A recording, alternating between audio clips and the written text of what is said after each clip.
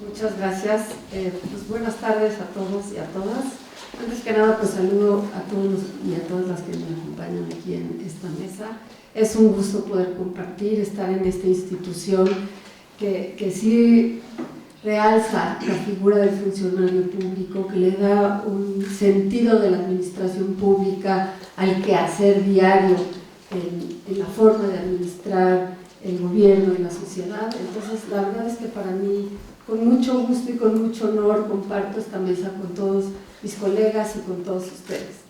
Cuando aquí el doctor Alejandro Pisanti, que además, déjenme decirle que es una de las personas que más conoce este tema en México, que realmente la primera vez que lo conocí, la charla que tuve con él fue sobre el internet. Y lo único que me dejó ver es que yo estoy profundamente ignorante del tema, porque Alejandro ha generado y ha dado clases y ha sido un promotor fundamental en estos temas. Cuando me invita a participar, evidentemente, pues nos genera un reto, porque nadie, creo que muy poca gente en este país sabe lo que sabe el doctor Pisanti, y cuando me invita a participar y sé que él va a guiar esta revista, pues fue no solamente un honor, sino un reto.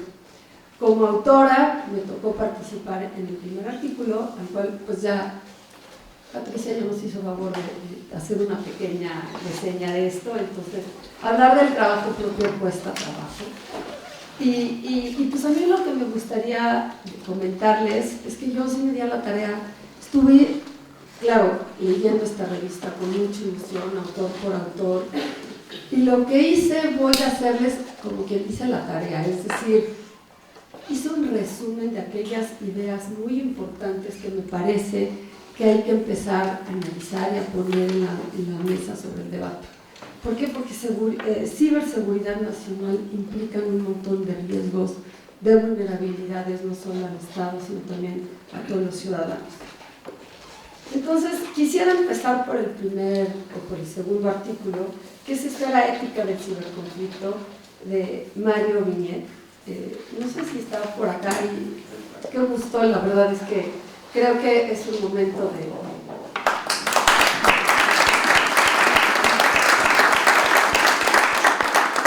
Me voy a atrever a hacer una pequeña reseña y las cosas que encontré muy relevantes, porque el contenido de la revista sí lo amerita. En este artículo se abordan los límites éticos de la ciberseguridad ante la adopción de una postura estratégica por parte de los estados, empresas e individuos en el mundo. Se utilizan dos conceptos básicos, ciberdefensa activa y ciberconflicto, que incluyen el análisis de las ciberarmas y sus posibles blancos. Ante las consecuencias negativas del ciberataque, el autor reflexiona en la necesidad de adoptar medidas para reforzar la ciberseguridad. Y cito: para un país como el nuestro, con el nivel de ciberataques registrados, es imperativo resguardar la integridad de sistemas y artefactos que benefician a los individuos mexicanos por medios pasivos, pero también es legítimo complementar nuestra ciberdefensa con medios activos, porque la promoción de la seguridad nacional implica la salvaguarda de la población, el territorio y el ejercicio de la soberanía en cualquier circunstancia. Responder activamente, es decir, coordinar un contraataque en el ciberespacio, implica iniciar un ciberconflicto con todo lo que ello implica, en el plano técnico, político, jurídico y ético. Algunas opciones éticas ante un ciberconflicto que pueden integrarse en un esquema de atención activa son cooperación internacional, ciberdefensa pasiva en los ámbitos público y privados, guiados por una política pública que sea actualizada en forma frecuente, inteligencia especializada generada de forma autónoma o dentro de un esquema de cooperación bilateral, caso por caso, con la finalidad de entender la lógica y motivación del perpetrador, sus capacidades reales, su grado de cuidado en la preparación del ciberataque, de intentar reconstruir la red utilizada y ubicar físicamente el origen del ataque, pasado como preparación de ataques futuros y en última instancia su identidad. Finalmente, asumir como sociedad y como Estado que la ciberdefensa activa implica el desarrollo y el uso de ciberarmas y que implica reinterpretar los alcances de los principios de política exterior consagrados en la fracción 10ª del artículo 89 de nuestra Constitución. Es decir, se empiezan ya a tocar principios constitucionales. Me parece una reflexión innovadora, una reflexión que hay que poner sobre la mesa, y la verdad fue un gusto poderlo leer. El siguiente artículo, parece que estoy en la escuela y voy a pasar lista, pero creo que no nos acompaña el día de hoy María José Rodríguez, porque mandó un mensaje, ¿verdad? Estaba atendiendo un asunto muy delicado. Ella escribe un artículo sobre inteligencia y ciberseguridad nacional. Un artículo de suma importancia: inteligencia para la seguridad nacional como recurso estratégico del Estado. No podemos dejar pasar en alto el caso del telegrama Zimmermann de 1917, en el que la inteligencia naval británica intercepta un telegrama en el cual Alemania propone a México aliarse con ellos en contra de Estados Unidos. Este tipo de ejemplos nos señalan de cómo a través de la inteligencia de la seguridad se puede cambiar el rumbo de la historia. Otro caso es de la batalla de Pearl Harbor, 1944, en la que prácticamente se destruye la flota norteamericana y se considera como un error de falta de interpretación de los datos. La Guerra Fría, después en los años de 46 a 1989, en donde se incrementó el espionaje y la inteligencia del Estado como un recurso institucional. Se empieza a institucionalizar ya la inteligencia de los gobiernos, que utilizando el ciberespacio hablamos de ciberinteligencia como un recurso fundamental para reducir riesgos en caso de un ciberataque. Una parte importante de este artículo es el análisis que hace María José sobre el ciberespacio como entorno del conflicto y de riesgo entre sus usuarios. Y ya los usuarios nos alcanzaron a todos: empresas, estados, organizaciones, pero también, y que no se nos olvide, lo ocupan las organizaciones criminales, nacionales o internacionales, grupos terroristas, hackers, actores relevantes en el ciberespacio. Todos ya convivimos en esa cosa llamada ciberespacio. De ahí la importancia de la ciberseguridad nacional para proteger al Estado, defender la autodeterminación y la soberanía. Una reflexión importante que hace la autora se refiere a las ventajas del desarrollo tecnológico que van aparejadas de vulnerabilidades. Ciberresiliencia como concepto importante. Finalmente, quisiera hacer una reflexión sobre la parte de México que la autora dedica, poniendo énfasis en cifras relevantes. En México hay 79 millones de usuarios de Internet, en donde el ciberataque en el sistema de pagos de SPEI dejó alrededor de $800 millones de pérdidas, que puso en evidencia tres zonas de vulnerabilidad. Primera, la fragilidad en el sistema financiero. Segunda, la falta de intervención del Estado y de regulación jurídica. No sabemos qué hacer. Tercera, el incremento de los delitos cibernéticos, que crecieron en un 31% en el último año. Hasta acá la reflexión. Después seguimos con Anahibi Becerril Gil. Siempre Alejandro es el niño que se porta mal en el salón. Iba a tomar el micrófono para transmitir una disculpa de Anaí, okay, que deja saludos, pero no pudo asistir. Con un artículo, la verdad, también, y me da gusto porque ya somos las mujeres también las que estamos escribiendo sobre ciertos temas que antes no, la guerra y la tecnología. Su artículo es La ciberseguridad en la seguridad nacional, amenazas y retos en el ciberespacio. En este artículo, la autora busca resolver la pregunta: ¿cómo enfrentar los riesgos y los retos que trae consigo el uso malicioso del ciberespacio a nuestra seguridad nacional? La realidad del ciberespacio es compleja, y la cito: las redes están tan interconectadas que puede ser difícil limitar los efectos de un ataque contra una parte del sistema sin dañar a otras e interrumpirlo de todo. En este sentido, la tecnología ha premiado la interconectividad en detrimento de la seguridad. Existen numerosos registros sobre violaciones que comprometen los datos de los ciudadanos. Vuelvo a citar: la inteligencia artificial puede desempeñar un papel importante en la ciberseguridad, la inteligencia en la detección de ciberamenazas, en los análisis para detectar, contener y mitigar las amenazas avanzadas persistentes, así como en la lucha y mitigación de actividades maliciosas en el ciberespacio. La autora concluye que no tenemos un entendimiento claro del significado de las amenazas cibernéticas, aunado a la falta de unanimidad de cómo afrontarlos. Esto pues evidentemente nos va a dejar siempre vulnerables. El ciberespacio no es un sistema de soporte aislado, sino un ecosistema multidimensional que tiene que funcionar perpetuamente y de manera resistente, libre de amenazas o de posibilidades de daño. Finalmente, señala que es necesario crear un sistema cibernético de resiliencia. Para ello propone automatizar herramientas en la implementación de la ciberseguridad, siempre que la toma de decisiones sea humana. Capacitación constante de la fuerza laboral de ciberseguridad que permita adaptarse y responder a cualquier tipo de amenaza. Este es uno de los artículos que sinceramente tiene los temas que tocan aquí, se tocan casi en cualquier revista internacional especializada en estos temas. Entonces, la verdad es un gusto saberlo. Sigo con el artículo Seguridad de la Información en Instituciones de Educación Superior de México, de Rafael Espinosa García y Guillermo Morales Luna. Este es un artículo muy interesante, muy importante, porque pone en el centro de la educación superior temas que probablemente no traíamos en el radar muchas de las instituciones y que los autores de una manera muy inteligente lo van poniendo sobre la mesa y el cual nos tiene que ir despertando cierto interés. El autor señala las características principales de la seguridad de la información y la gobernanza de datos en el ambiente universitario y científico, para salvaguardarlos para la toma de decisiones de la entidad universitaria. El conocimiento es poder, proclama el dicho popular, y las universidades y los centros de investigación son generadoras de conocimiento. Tan solo en este punto, la seguridad informática de los centros universitarios y de investigación es un tema de por sí ya de interés nacional. La seguridad de la información debe entenderse como el estudio y la práctica de protección de datos en todas sus formas. Cito, el gobierno de datos se refiere a la totalidad de la decisión de derechos y responsabilidades relacionados con la gestión de datos como activos en las organizaciones.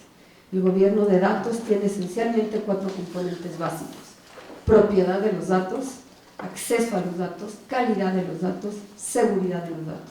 El gran volumen de datos potencialmente valiosos convierte a las instituciones de educación superior en objetivos atractivos para los cibercriminales. Todo lo que hay se discute, se ve, se recolecta, se investiga, pueden ser temas ya de seguridad nacional. Las universidades deberían considerar quién en la institución tiene o controla los datos para establecer líneas claras de evaluación, rendición de cuentas y monitoreo entre la producción descentralizada y el uso de los datos de la institución. Las universidades deben considerar auditoría de los datos para identificar potencialmente cuáles son sensibles, cuáles pueden afectar el desarrollo de las mismas investigaciones, para poder identificar riesgos y darles cierto tipo de prioridades. Y este artículo, la verdad es que sí nos debe de poner sobre la mesa temas importantes que quizá muchas de los laboratorios en las universidades y la generación de cierto tipo de información no esté protegida como debería de estar. Después viene, yo soy abogada, entonces después viene pues, algún artículo técnico de Salvador Camacho, DNS Chain y Namecoin, una mirada a la revolución del DNS. El autor inicia con un reto. Explica la evolución del Internet a través de la mitología nórdica. Y es muy divertido este artículo, porque de un tema totalmente tecnológico, agarra la mitología nórdica, le pone personajes de la mitología nórdica a cada una de las facetas del Internet y nos va llevando a poderlo entender de una manera mucho más amable, cosa que a mí me dio mucho gusto porque luego no entiendo ciertas cosas de tecnología, en donde se instituyen nombres de los dioses por tecnología actual, haciendo que el lector entienda de manera fácil y directa el funcionamiento del Internet. El autor nos lleva de la mano explicando el Internet a través de un lenguaje técnico que se va complejizando, llegando hacia el concepto y explicación concisa y clara sobre los nombres de dominio o DNS, vista como la columna vertebral o la red de redes de Internet, como así lo llama el español Fernando Carvalho. Todo lo que quiso saber sobre DNS y no lo entendía, en este artículo lo encuentra. En 2016 se llevó a cabo un ataque a la empresa DIN, proveedora de DNS, dejando casi al mundo entero sin internet, lo que generó millones de dólares en pérdidas en empresas como PayPal, Spotify, Netflix, Airbnb, Amazon, entre otras. Este hecho dejó ver la vulnerabilidad del sistema. Este acontecimiento aceleró la tecnología como la blockchain, la DNS Chain y el Namecoin para proteger y crear alternativas de protección de DNS. Ahora que lo leo, me di cuenta que sí entendí la parte tecnológica y se lo recomiendo mucho porque nos lleva de la mano. Todos estos elementos coexisten en diferentes usos, lo que puede acarrear una posible fragmentación del DNS como lo conocemos hoy en día, que esa es la gran reflexión que hace este autor. Todo lo que lo conocemos y que por fin dije, ya lo entendí, me está diciendo, cuidado, así no va a seguir. Es tanta la vulnerabilidad y tantas las pérdidas que hay, que se está fragmentando y lo vamos a tener que volver a reconstruir. Entonces ese es un artículo que si quieren seguir conociendo el tema, lean. Tecnología cuántica y ciberseguridad. Quizá cuando les lea esto, ¿qué gustó? Y híjole, Salvador,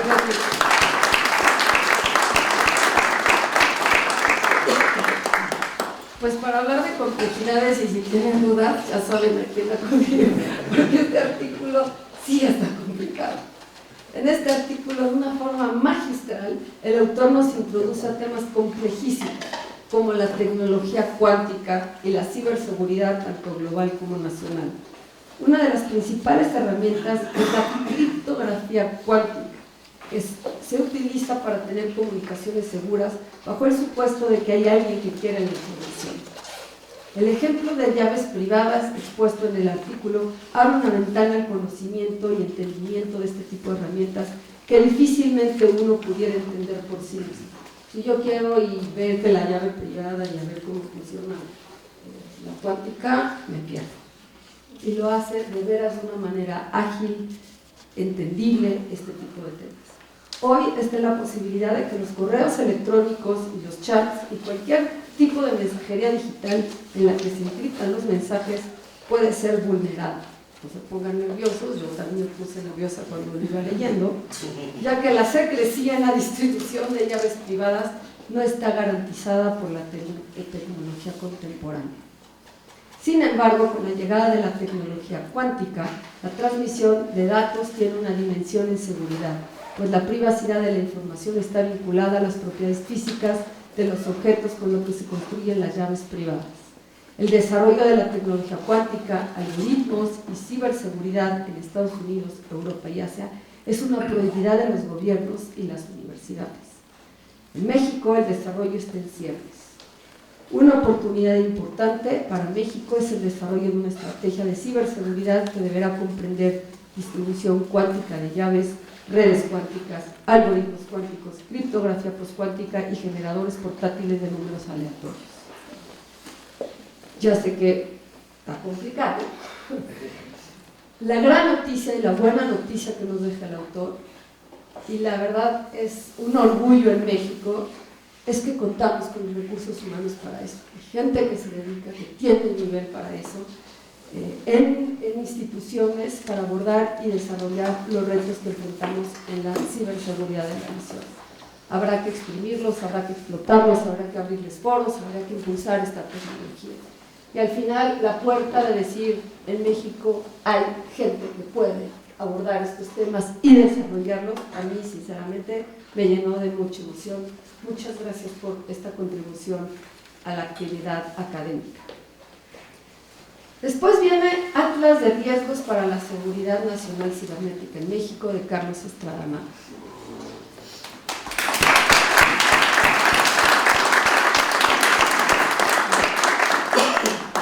El autor empieza con una reflexión muy importante. Y cito: la democratización de las tecnologías de la información y el acceso global de la población a Internet, en donde interactúan gobiernos, sociedad civil, organizaciones públicas y privadas e individuos, cada vez es mayor.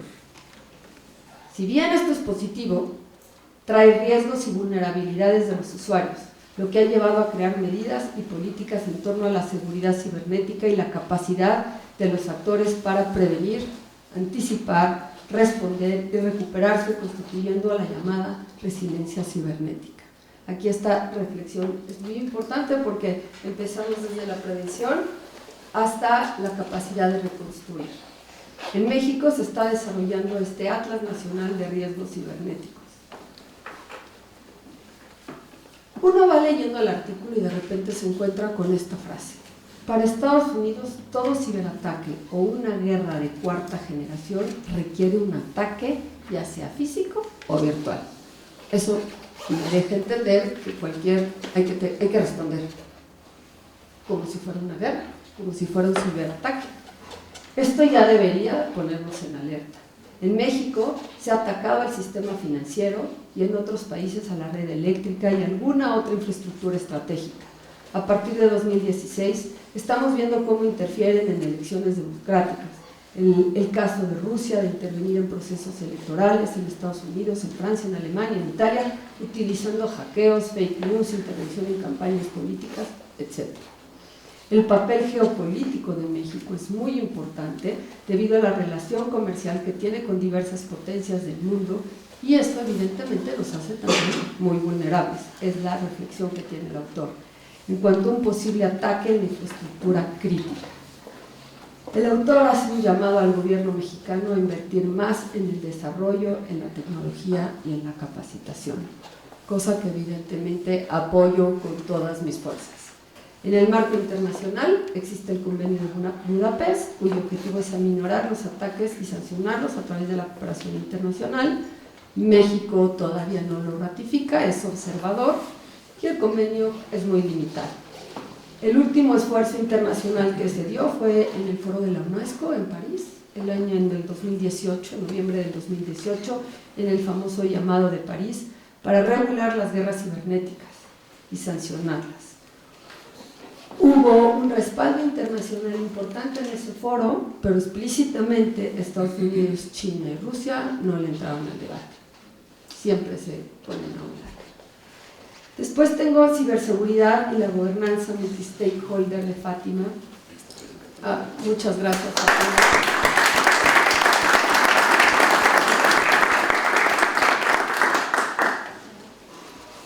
Este es un artículo que toca un tema muy importante, que es la gobernanza de multi-stakeholder. La verdad, nos va llevando desde lo complejo del término de la gobernanza de Internet y la dificultad que tuvieron los estados en diversos grupos de trabajo durante varios años para poder llegar a una definición.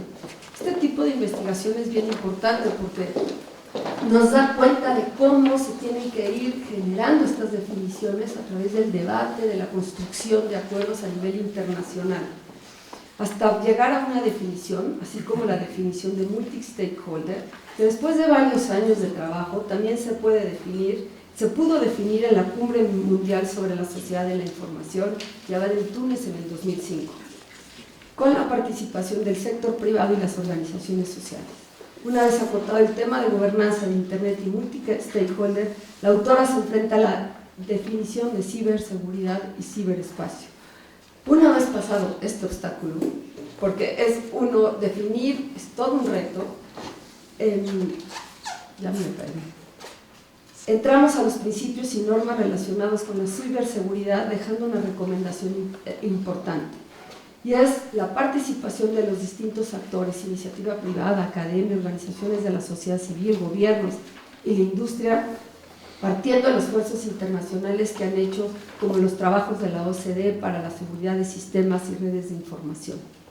Una de las aportaciones más relevantes de este artículo es lo relacionado con el diseño de las estrategias nacionales de ciberseguridad con base en un modelo tomado en cuenta de los trabajos del Global Partner Digital, en los cuales se consideran como puntos medulares que sea de participación accesible y abierta, con una política necesaria de inclusión de todas las partes basada en el consenso, transparencia y rendición de cuentas.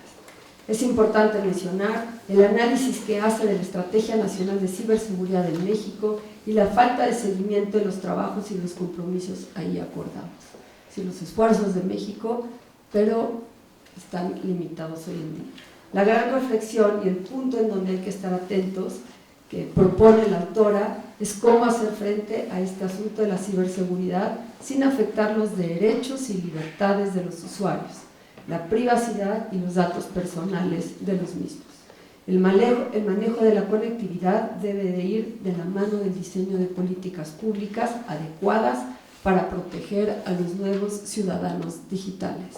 Es un artículo muy interesante porque habla de la protección de datos, de la privacidad y de que estos temas no pueden ser solo un gobierno, tiene que ser compartido con la sociedad, con las organizaciones, etc. Y finalmente, me toca hablar del artículo de Alejandro, que está aquí conmigo, que se llama Regímenes para la ciberseguridad. En este artículo se propone generar un marco de referencia para la toma de decisiones del Estado, tomando en cuenta sistemas computacionales y redes de telecomunicaciones. Antes de entrar al tema, el autor hace un relevante análisis sobre los problemas específicos de la ciberseguridad, como son las ventajas estructurales del atacante, la falta de claridad del origen del ataque, dónde me atacan, quién me ataca, cuál es su identidad, para poder hacer una propuesta sobre la creación y ejecución de las estrategias de ciberseguridad nacional y que pudieran tener una aplicación regional. En este estudio, Alejandro Pisante hace una entrada en la que ejemplifica el problema de definir el ciberespacio, relacionarla con el Internet, los sistemas computacionales, haciéndonos reflexionar a que todo en esta materia es dinámico, nada es estático, y la comprensión del lenguaje en cuanto al avance tecnológico queda acotada, no nos da el lenguaje para todo la revolución tecnológica que estamos viviendo. Aunado a que los actores en el ciberespacio incluyen Estado, sociedad civil, pero también criminales, dejando claramente al Estado en una posición difícil de anticiparse, defenderse y teniendo un enfoque de administración de riesgos. El autor sigue complejizando la definición, incorporando elementos que hay que tomar en cuenta en la ciberseguridad y que son los siguientes: seguridad personal, hablar privacidad, reputación, intimidad, datos personales; seguridad pública, prevención, delitos, sanción, procedimientos policiales; y seguridad nacional, estabilidad del Estado, no intromisión de asuntos internos, soberanía. La buena noticia es que el autor identifica y diferencia claramente todos estos conceptos. La mala noticia es que todas están interconectadas, todos estamos en el mismo universo. Ejemplo, puede haber un fraude bancario a una persona por un robo de identidad o pueden tumbar el sistema financiero afectando a millones de personas. El apartado de problemas de la ciberseguridad de este artículo es extraordinario. Al leerlo nos va encajonando una especie de nerviosismo que invade por la vulnerabilidad que como usuarios de Internet tenemos. En el uso de Internet no es necesario identificarse ni autentificarse al entrar, lo que pone en ventaja al atacante. Si no sabe quién ataca, es muy difícil defenderse y es difícil realizar un contraataque. Para estas alturas yo ya estaba nerviosita. No era la idea. Las plataformas en las que están fincados los sitios web son de acceso público, identificadores y direcciones de IP públicas que pueden ser identificadas, por lo que entiendo muy fácilmente, afectando al Estado, al ejército, al sistema financiero, al sistema fiscal. Un tema de vanguardia que el autor analiza es la definición de acto de guerra en el ciberespacio y lo complejo que es apuntarla y definida debido a la diversidad de distintos agresores y a la falta de identidad de los mismos, ¿no? Los ataques pueden tener dimensiones inimaginables, como vulnerar el sistema eléctrico, dejar sin luz hospitales, dejar sin servicio el abasto de agua, interrumpir el sistema aéreo o del metro o de transportes, entre otros. Finalmente, el autor no deja de lado el tema de las tecnologías exponenciales, que son las que amplifican las capacidades del ser humano, como la inteligencia artificial, la robótica, que pueden complejizar aún más la ciberseguridad desde el lado del Estado como del atacante. Una parte oral del artículo se refiere a los regímenes relacionados con la ciberseguridad, que son multilateral y multisectorial. el concepto de cibernormas. Imagínense ya hablar de una legislación y en vez de la Constitución o la ley o el reglamento, ya vamos a tener que estar hablando de cibernormas. Para regular la conducta de los estados debe seguir avanzando. La ciberseguridad es asunto de todos, los estados, las organizaciones sociales y la sociedad. Y pues cualquier duda que tengan sobre este complejo artículo, pues aquí que me corten.